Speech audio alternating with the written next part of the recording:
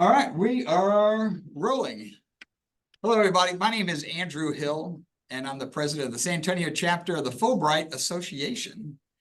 And today, as part of DreamWeek, we're just having an information session about the impact that Fulbright Scholars are having on our community here in San Antonio. And so today, we're fortunate to be joined by a Fulbright Scholar who is visiting us from Tbilisi, Georgia. So we'll have a chance to visit with him a little bit. We also have Marie Feldmeyer joining us. Dr. Feldmeyer is here she teaches philosophy here at St. Philip's College. And I see Liz is coming in the door. This is Liz Castillo. She works here at St. Philip's College. I think you're on. There you go. Hey, there she is. And it turns out they also are members of the board that helps govern the San Antonio chapter of the Fulbright Association. You can find out more information about Fulbright at Fulbright.org. You can also check the Fulbright Association.org. And there's also a new thing for alumni, people that have been on Fulbrights around the world and come home. There's a brand new platform that's starting up, which is the Fulbrighter.com. And so you might want to check that out as well. That's kind of a new home to help network existing Fulbright alumni once they come back to the United States. So I wanted to welcome everybody. I wanted to say a little bit about the chapter here. So I got to turn that down.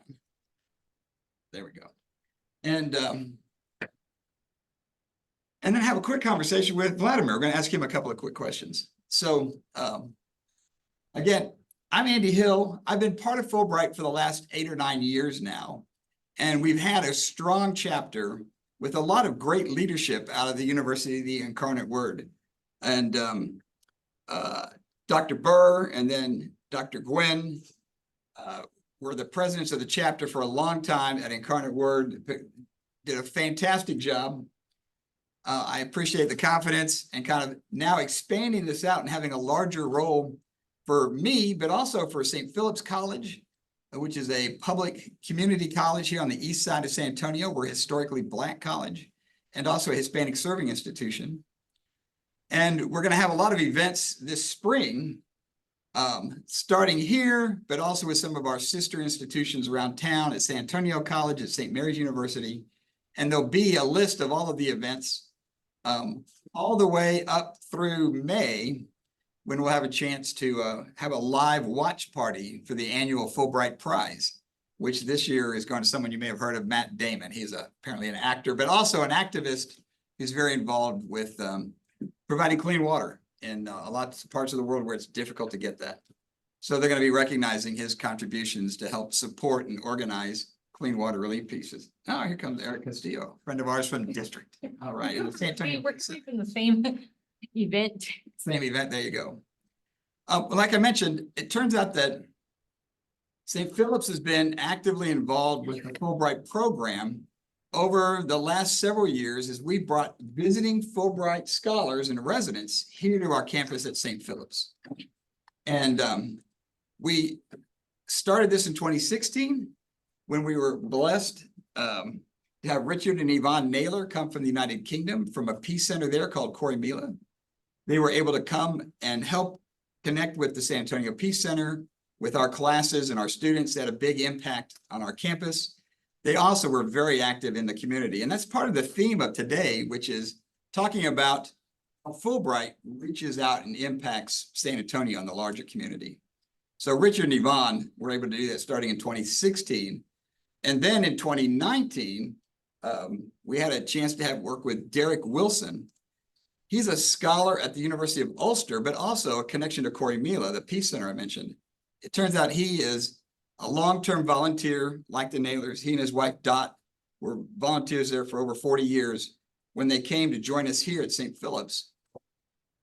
And again, had a big impact on our classes. They did presentations, they did faculty workshops, but they also went out of their way to reach out and get involved in the community.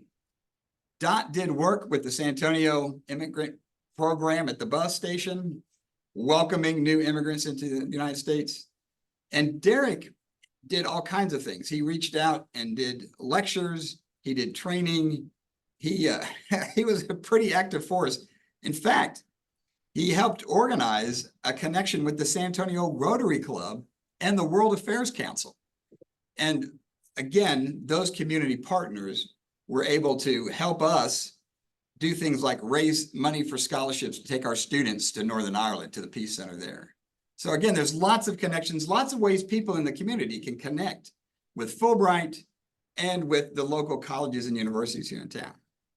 So now that brings us up to what we're doing this year, starting in this academic year for the fall of 2023 and now into the spring of 2024, we've been blessed to have Vladimir Narcia with us. He's a visiting Fulbright scholar from Georgia. And so I wanted to ask you just a couple of quick questions about things like, what do you do when you're in Georgia? What's your role when you're at home? Thank you, Andrew. I'm greeting you all. I'm coming from the country, which is a relatively small country in the eastern part of Europe. It's Georgia. The name, I was born in the western part of Georgia. I grew up and I graduated my first degree in the technical university, and afterward I moved to the capital of Tbilisi, and I enrolled in the theological academy when I finished it, and I went to the Cardiff University to get my degree in canon law, which I finished in 2007. Then back to my country, I engaged in a teaching industry. Basically, I was a teacher of the school. I teach religion and culture. This is pretty similar that people are knowing here in this country as a religious education. I was a teacher 7 years at the school in Tbilisi, in a private and the state schools. And I also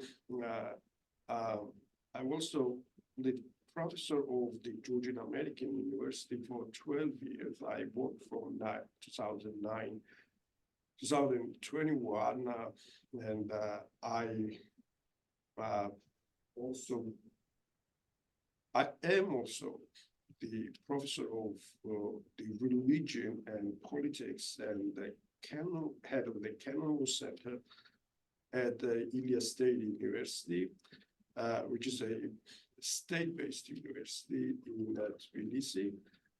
So in part of my professional and kind of practical engagement in my country is around the academia and the schools and the universities and the research centers that I run in the State University in Tbilisi. Okay, I appreciate that. I'm going to give you an opportunity to ask a question if you have a burning one you want to ask Vladimir. But I'll just follow up with you. So back home, a college professor worked teaching here in San Antonio as part of your work as a Fulbright scholar. What are some kind of activities where you've gone out into the community or talked to students or been to other universities? Are you doing some of that as part of your stay here at St. Philip's? Well, yes, I got a couple of occasions, and that was really honor and privilege for me to give the lectures in Schrein University, and it was a kind of public lecture. The main area of my interest is the religion and politics or church and state relationships. And I'm focusing on the specific region, which is Eastern Europe, and that now is very hot, or I would say the region it's going on the Ukrainian, the Russian conflict, and I'm trying to explain the audience that the conflict before happened in Georgia, and we had a war with Russia, and this is a kind of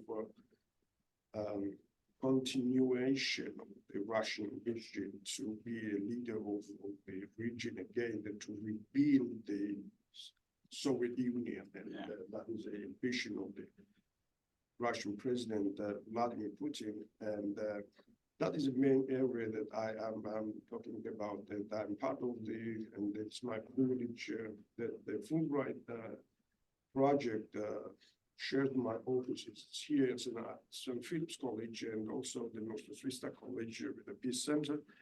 And I had the opportunity to speak with the audience in the Nostra Sista College as well. And that was a great privilege for me too. And I got a couple of occasions also to speak with the Rotary Club in San Antonio. And also, I spent 3 weeks at Baylor University and worked on the Kanston Archive. The archive is a unique place that preserves the material of the church and state relationships in the post-Soviet time.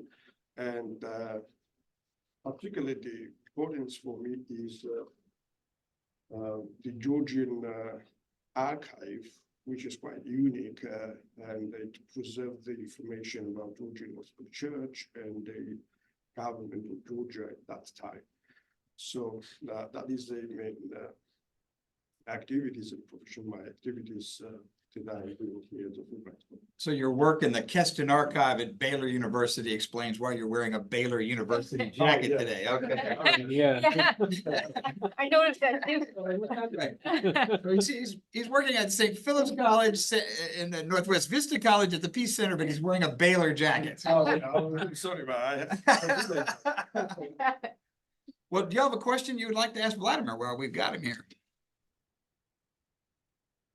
A question. So we've had the opportunity to talk quite a bit. We've different events together, and in your expertise is in religious studies, right? So being in the United States, what observations have you made about the context of religious studies in this country that's informing your own research interests? Like what?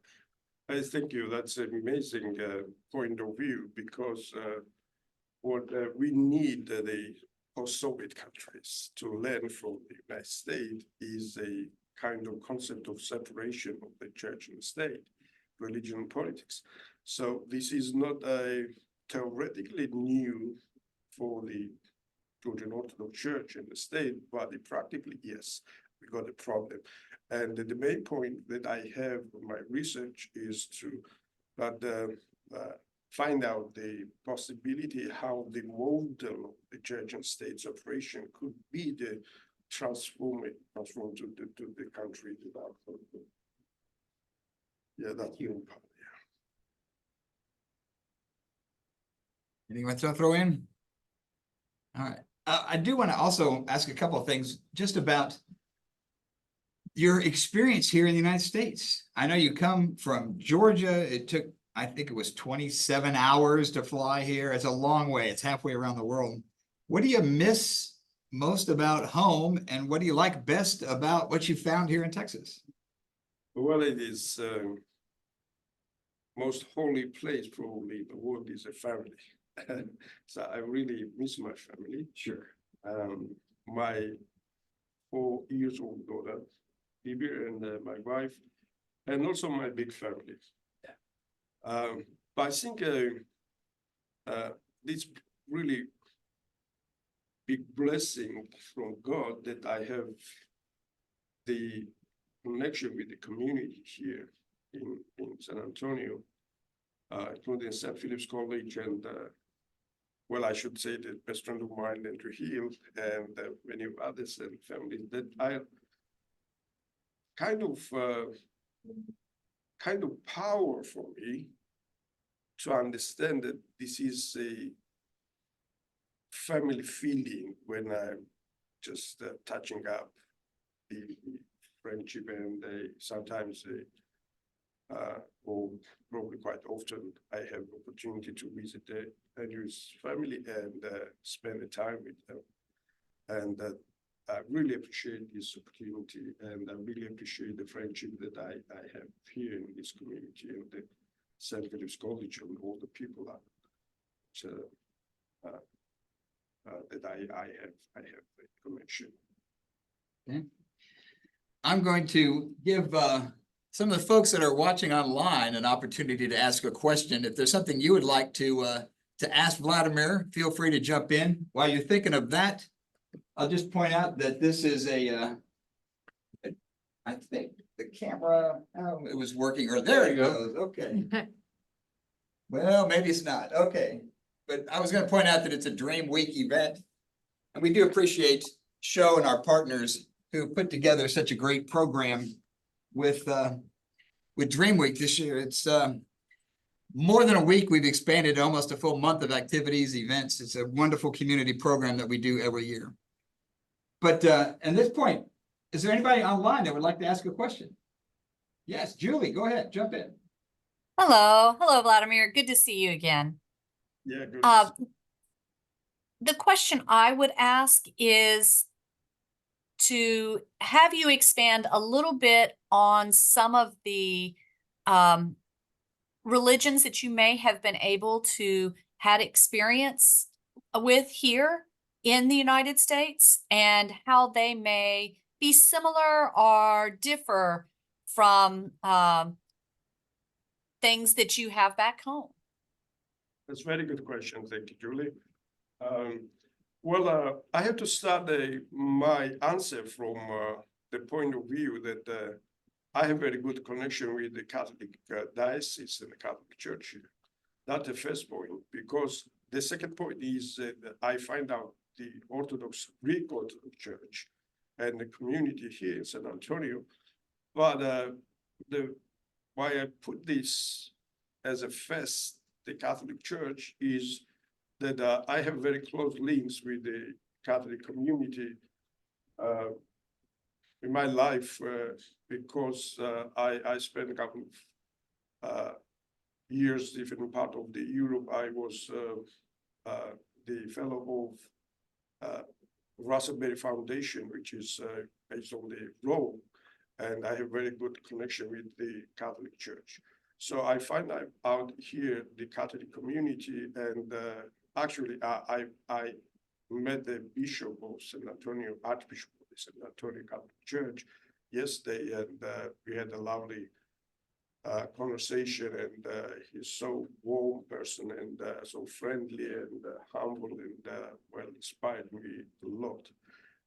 But the second one is, as I already mentioned, the Greek Orthodox Church, which is known as Saint Sophia Orthodox Church, based on in San Antonio under the umbrella of the Constantinople Patriarchate.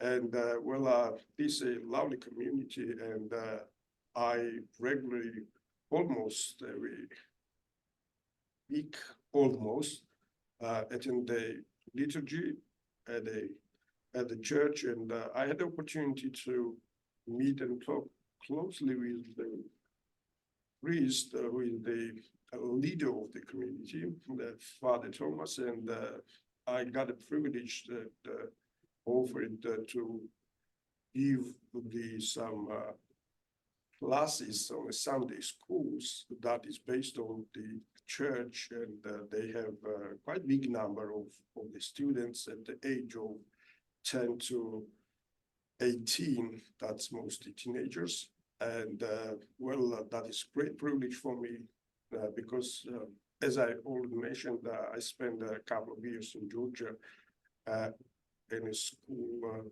as a teacher, and that is a good opportunity for me now to just renew this kind of task here in San Antonio. These are religious communities, and I got a couple of occasions to meet some Protestant churches here and to speak with the communities of the Protestant churches too. Thank you. Thank you, Julie. Any other questions from the web here while we've got it open for questions? Anybody else? Come on in, welcome.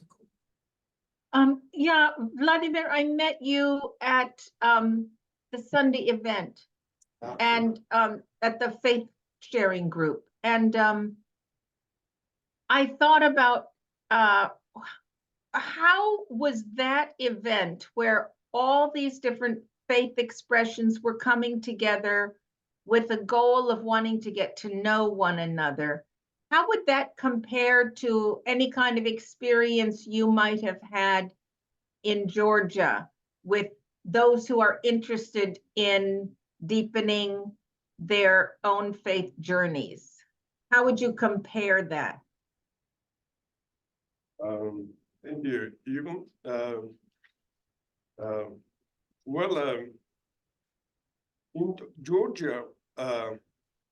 In Georgia, that should be honest, we have a majority of the church, which is the Orthodox, Georgian Orthodox Church. So it is a kind of tradition in Georgia that the church is, this is a, how to say, this is a kind of history of the so-called the Soviet regime that created in Georgia, and it's a continuation. That's really, I know this, it's not easy to understand, but kind of continuation of the social system in the post-communist countries, that the religion is part of the ideological power of the state. So the church serves for that ideology, and mostly church does not, the Georgian Orthodox Church does not always express themselves as an open for the dialogue. That is absolutely painful for the community, for the social spectrum broadly in Georgia. But we have a small but quite diverse minority communities in Georgia, including the Catholic community and some Protestant, and also the Jewish and Muslim communities. And I served as a head of the analytical office under the Prime Minister, and I had the opportunity to meet quite often and with the diverse communities, religious minorities in Georgia, and to talk with them and to understand the concept they had. And even though I have very close relations with them up to now, and I can say that in Georgia now it is a step by step going forward, the concept of dialogue and interreligious relationships and interfaith relationships. But as part of my professional activities and the professional careers, I'm the fellow of the Interreligious Dialogue Center at Rome. So the interreligious dialogue and the faith dialogue is a kind of professional interest for me. So I'm really enjoying the evening we had together last 2 days ago, probably. And I really appreciate any of the community members and the interest and understanding the experience they expressed from different point of view on the religious perspective. And as I can say that I always learn from different understanding of the religion. In fact,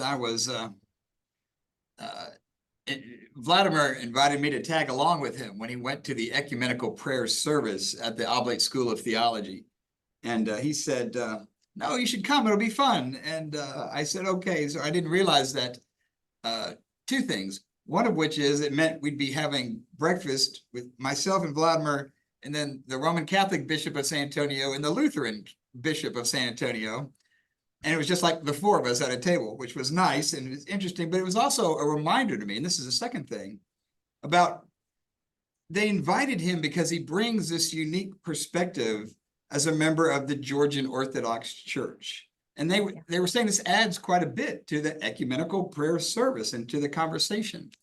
And to me, that's the beauty of the Fulbright program, the contribution that Northwest Vista College, the Peace Center, and St. Philip's have been able to make to the city of San Antonio, and specifically to that ecumenical conversation, and to help us reach for the best in each other across religious divides in a world where right now that's a huge issue.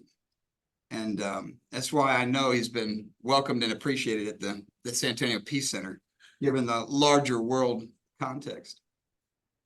Well, Vladimir, is there anything that you would like to say or to express? We're going to probably try to wrap things up. If there's any other last questions, let me know. But is there anything that you would like to say on behalf of the Fulbright program or just as part of your stay here at St. Philip?